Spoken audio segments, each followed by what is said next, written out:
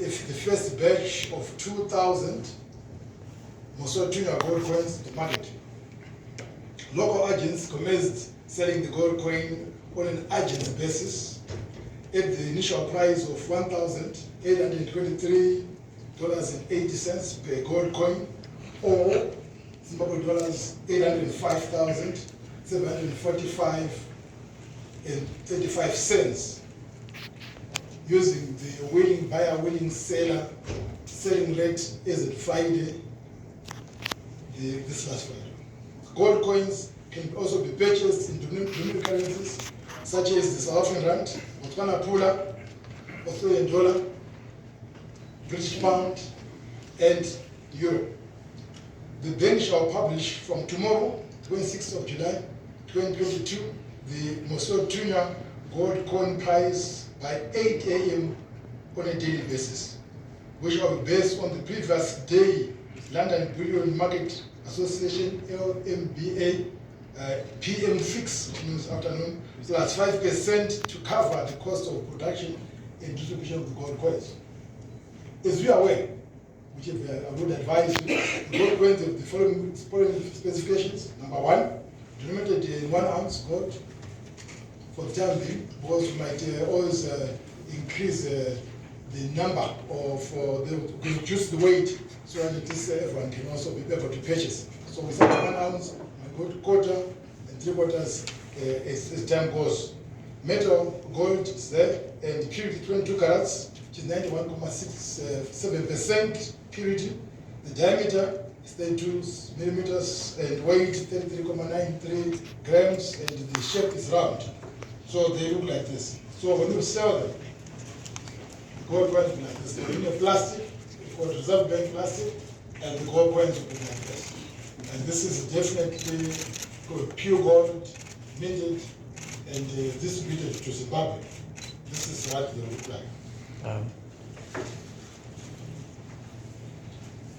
As we have advised you before, again, the gold coins, they can be used there for the liquid asset status, meaning that they are liquid.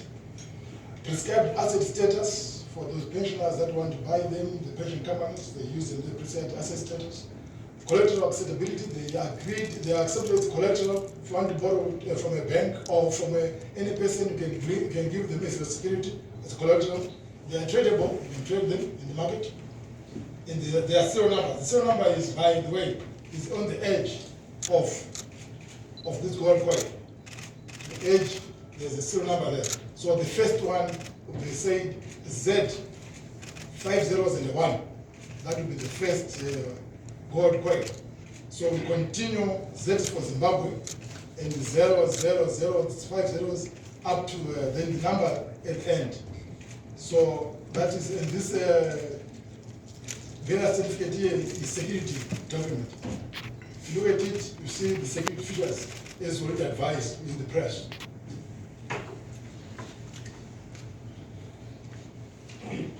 So what we've done is that today we have gone through all the agents, all the banks.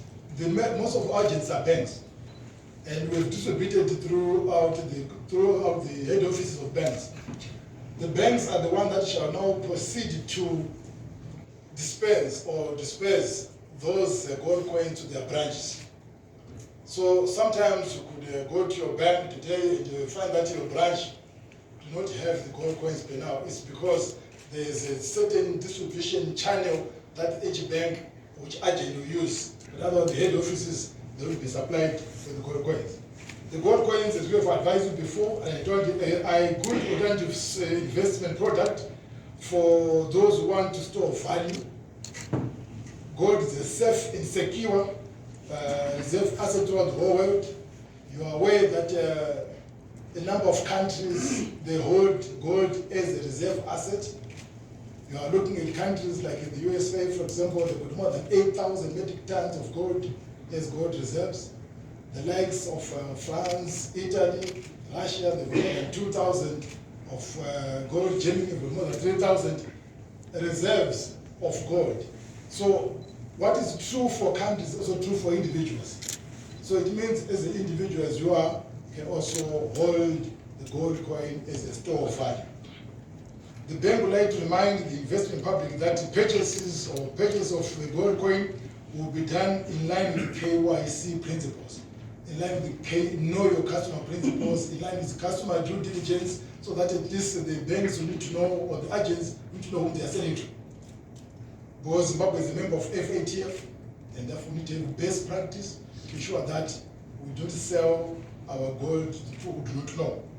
In this regard, the bank will also not allow banks to lend for purposes of purchasing gold coins, as this will put pressure on the ability of banks to settle their transactions in the central bank.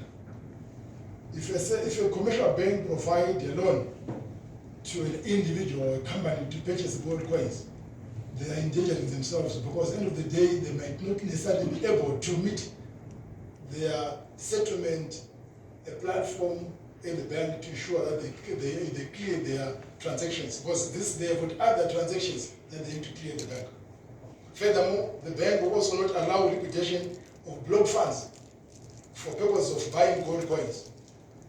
Since the government has already put in place a resolution framework for dealing with the block funds under Finance Act number 7 of 2021, whereby the government has made a determination of how it will liquidate block funds.